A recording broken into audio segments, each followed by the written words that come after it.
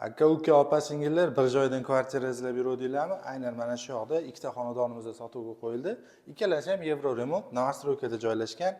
Xo'p, 57 va 66 kvadrat metrni tashkil qiladi. Keling, hozir bittasini planirovkasini ko'rsatib o'taman. Kirarkanmiz bizani mana shunaqa kengini, oppoqini hol kutib oladi va hamma xonalari razdelni joylashgan. Planirovkasi ajoyib ekan.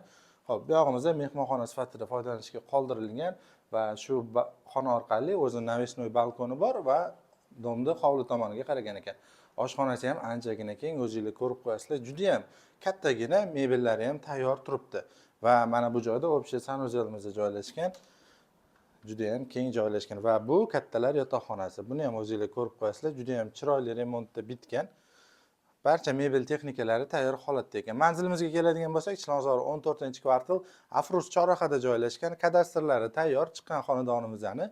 Xo'p, 57 kvadrat metrligi 77 ming, 66 kvadratligi $87 ming so'ralyapti. Opsiyonada nomer qoldiraman, batafsil ma'lumot olsanglar bo'ladi.